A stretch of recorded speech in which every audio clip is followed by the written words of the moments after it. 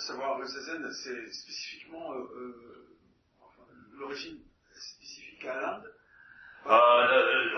L'historique de Shakyamuni Bouddha, c'est l'enseignement du Bouddha.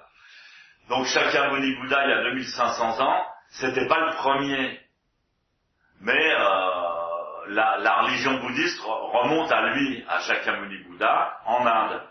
Et donc ensuite il a transmis en fait son enseignement à un disciple. En fait, il a transmis à beaucoup de disciples, bien sûr, mais il a dit bon, je transmets mon dharma à un disciple.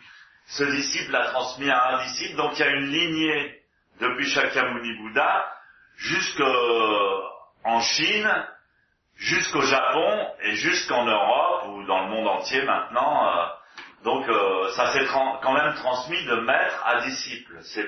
On peut pas l'apprendre seulement dans les livres, il faut que voilà. Donc effectivement ça remonte à Shakyamuni Bouddha, mais plus récemment nous en Europe on a reçu le zen du Japon de maître Deshimaru, qui était un grand maître japonais qui est venu en France environ en 1967.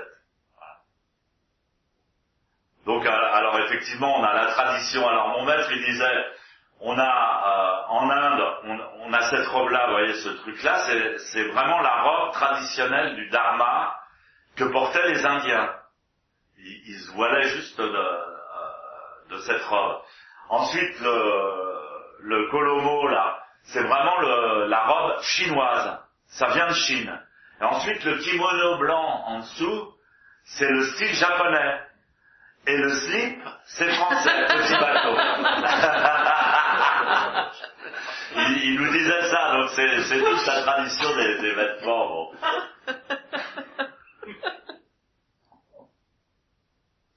D'autres questions? Anglais. Ouais, ok.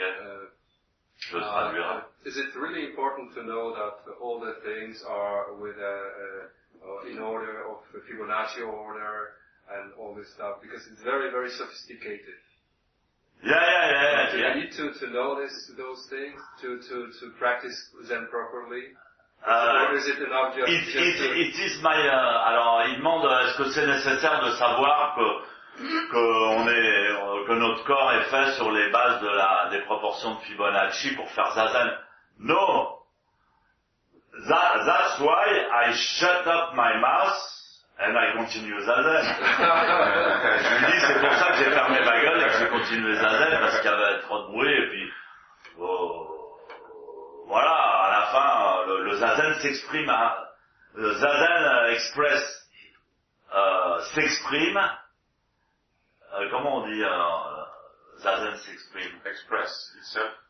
Zazen express itself by the practice. You don't need word or explication.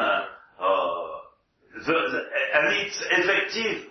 I can transmit zazen in silence.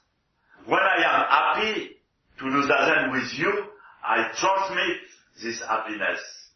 Inconsciously. Inconsciemment, je la transmets. But if I express it, je dis des mots qui évoquent des images et qui vont donner confiance.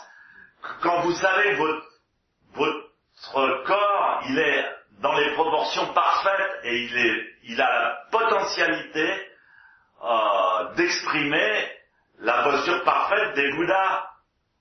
Quand on sait ça déjà, on se dit ouais bon je sais, j'ai la hanche elle est pas, j'ai le genou il est pas bien, j'ai la hanche elle est pas bien, j'ai l'épaule tendue, tout ça. Ouais mais mon pote, son corps à l'origine il est fait selon l'ordre cosmique, cosmic order.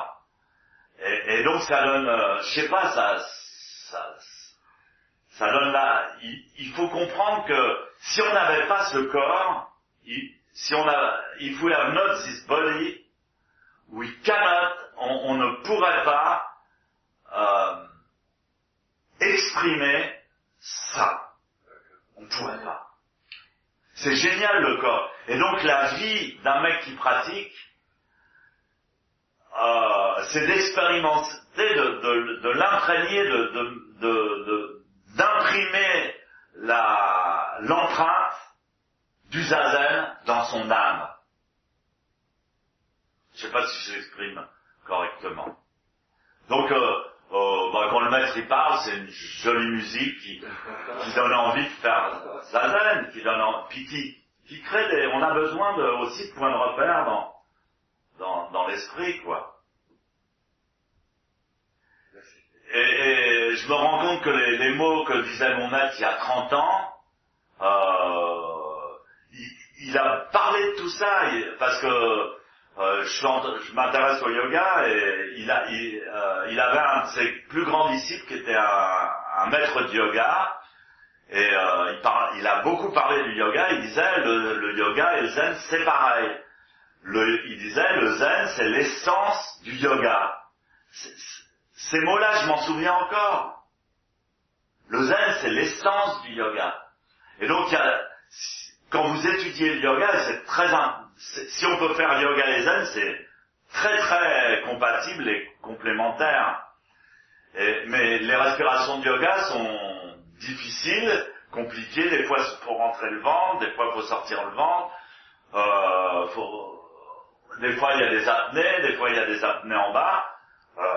C'est très compliqué, mais dans le zen, on peut, et c'est vraisemblablement ce qu'a fait le Bouddha, il a ressorti son expérience du yoga, elle s'est exprimée toute seule en zazen. En zazen, ça va se réaliser inconsciemment, naturellement, automatiquement.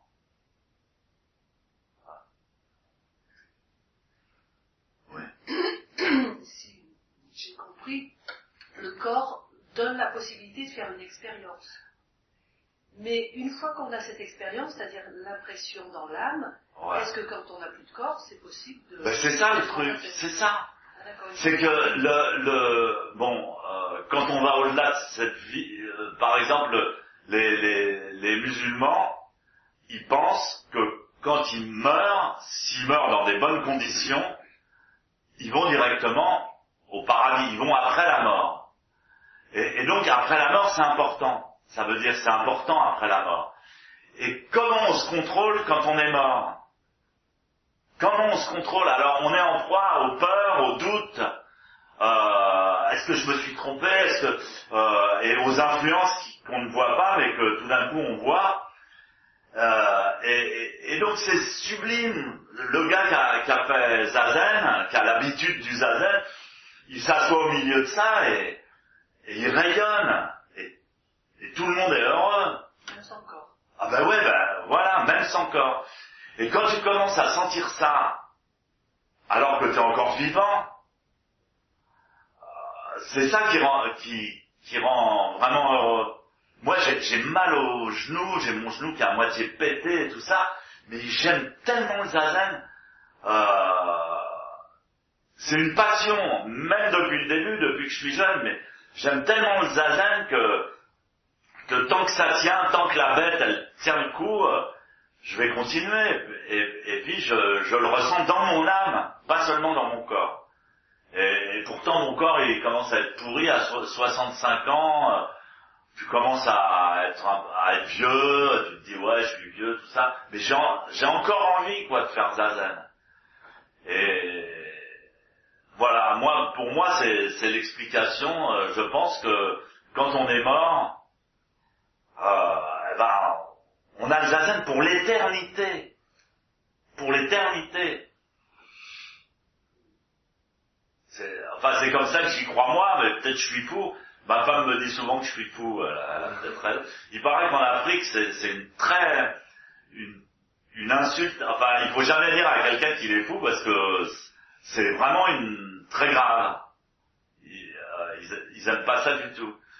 En France, t'es fou, mais j'avais entendu dire ça. Qu'en Afrique, ça passe très mal. Alors ma femme me dit souvent que je suis fou. Je lui dis aussi qu'elle est folle, mais c'est vrai de penser à après la mort, on s'en fout, mais vraiment ce que je vous dis, c'est profond. Parce que ça peut se passer, alors mon maître disait, c'est le nirvana vivant. Quand on sent ce truc, quand on sent que l'empreinte, elle existe au-delà du corps, on ressent une joie profonde, vraiment une grande joie, et on se sent plus libre, on se sent libre. Alors je crois que mon cadeau de 65 ballets, de 65 ans, c'est de ressentir cette joie, quoi.